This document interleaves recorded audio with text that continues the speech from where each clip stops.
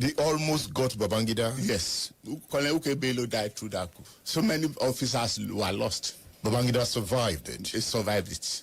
At this time, General Oladipo Diya was the GOC, General Officer Commanding of the 82 Division, Enugu. Yes, very correct. Where that coup occurred, you know, the way Nigerian Army was organized since 1976, Dimka coup, they now organize the military in such a way that it becomes very difficult for junior officers to be able to effectively take control of Nigeria. So Nigeria now have military divisions, different divisions. Each of these divisions are big enough. You know, within the division you have brigades. Within brigades you have battalions. Then between battalions you have platoons and the rest of it. So each division is so organized, so big enough that it could take on the whole country if need be. Because they have looked at the samples of what happened in the past, 2 military coups. So immediately that coup occurred, General Diya was already mobilizing his troops from Enugu to storm Lagos. Of course, after the coup was fueled by the troops in Lagos, there was no need for him to come down to Lagos again. But he had been making an attempt to come and defend the Nigerian state, because that was the pledge that he made to defend the integrity of Nigerian state. He was loyal to the IBB government. Well, you may say IBB government because he represented Nigeria at that time. He was an officer of Nigerian state, and the sovereignty of Nigerian state was under threat. And he has a mandate to defend it, and that was what he was planning to do. Of course, if you look at his action thereafter, you will also see that his loyalty was really not to Babangida, was to the Nigerian state. Because at the first AF Armed Forces Ruling Council meeting, after that coup, it was the officer that rose up and said, look, yes, we have defeated people, we can be patting ourselves at the back for a good job, but there are fundamental issues that were raised by these boys. These issues must not be swept under carpet. We need to address them so that things like this should not happen again. Of course, for that statement, he lost his command that day. He was removed as GOC that day. By virtue of being the GOC, yes, automatically he had a membership of the Armed Forces Ruling Council. Yes. So when he was removed as GOC, he lost that position in the council. He lost everything within the military. In fact, he was appointed what they call Director of Research and Development, an office that never existed. He lost his position because he spoke on behalf of the ideals, yes, that the coup plotters stood for. Yes. And Babangida did not take that lightly. At all. Well, Babangida did not tell him that. What Babangida told him, according to what from interview I had with him, was that he was so intelligent and he needed someone to help him reorganize the military in a way that made the armed forces Nigeria more effective and effective operationally. And he was so happy that if that is the response we were going to give to him, he now moved to the office of Chief of Army Staff. Before going to see Abacha, who was the Chief of Army Staff, yes, Diya had gone to General Babangida when he noticed that the office where he was posted was outside military formation. Yes. It was somewhere in Ikoyi. Yes. The Secretariat. Ikoyi. Can you tell me about that office? Well, it was an office meant to humiliate him. Because since he was a captain in the army during the Civil War and later became a major, he had always had the because he was a commander of battalions, he always have offices that were private toilets. This time around, when he was a major general, a former GOC, redeployed to Lagos from Enugu, when he asked for his office, they now show him an office next to toilet, a room next to toilet. No staff, no military staff, no administrative staff, nothing. That was why I was shocked. That how could this happen to him? Where are the people that are supposed to? By this time, he didn't know his offense. He didn't know. He now went to Babangida that what could have happened? And Babangida told him, oh, you are so intelligent, you are good, and I want you to now use your intellect for military. It was when he now moved to General Abacha's office, Chief of Army Staff, that I just confronted and said, yeah, you service 20. For that office, you go speak your 20 tire.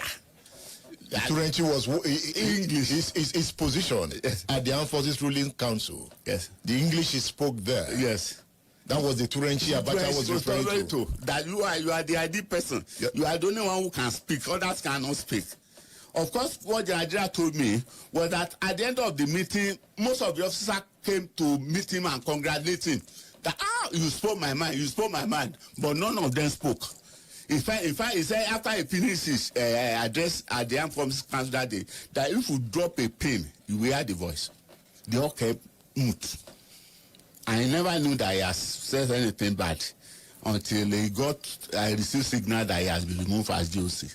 It was now General Abacha that told him that, look, you are going to stay, that's why you are going to retire in that office. And at that period, he didn't know what to do, but he now knew, think about how to turn that to an advantage. He now solicited for study leave to go and study, so as to stop the humiliation, because it was meant to be humiliation. That was how and why he became endeared to General Abacha. They became friends. That's Dr. Oluranti Afuowe, the author of the book, Destiny Anchored on Faith, the story of General Oladipo Diya. Good book, but scarce. The book is scarce now. It is out of print. It is out of print, and I hope the author will reprint at some point. So if you find a copy now of this book, you are among the lucky ones.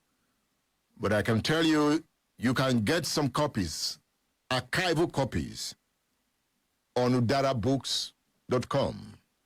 It's a book you should read, written by Dr. Oluranti Afuowe of Osun State University, of the Department of History and International Studies. Military coup is like a sudden acceleration. You know, they come with bullets. That bullet is energy. So the pace of the bullet, as more bullets is sounding, there is commotion. So that's what you call sudden acceleration. And that sudden acceleration can overthrow a government quickly, depending on the firepower on both sides. At some point, the Nigerian military was able to resist the Oka guys. They mashed them with firepower, and those ones ran out of bullets. You see? So in that case, they didn't come with enough force because they ran out of bullets. They were now overpowered. The Babaginda boys were now mobilizing from different barracks, taking charge. So that is the second law of motion explained. Reflect. Take a cup of water. Why I take a cup of water? How did Babangida survive the coup? Richard Akinola, the author of Fellow Countrymen, A Story of Coup d'etat in Nigeria, explains.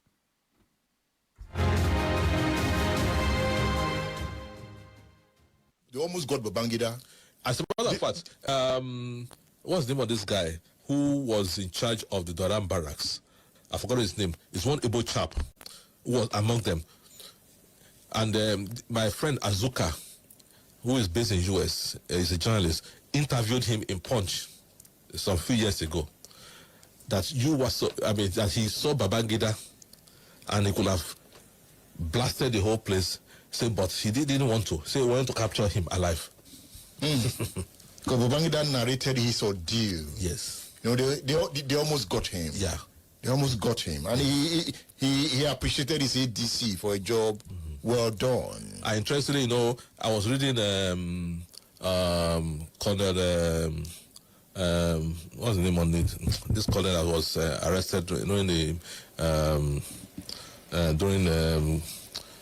so-called Obasanjo's coup. I mean, so he was saying that UK Bello, that's Edis to Babangida, saw Unyam, and they were conspirates. I said, why are you doing this to me?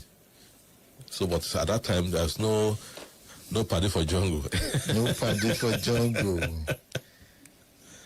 Chapter 6 of the book, Fellow Countrymen, The Story of Coup d'etat in Nigeria, by Richard Akinola. Chapter 6 is Mandara's coup against Shagari. The return of the military is chapter 7. And chapter 8 is Babangida's palace coup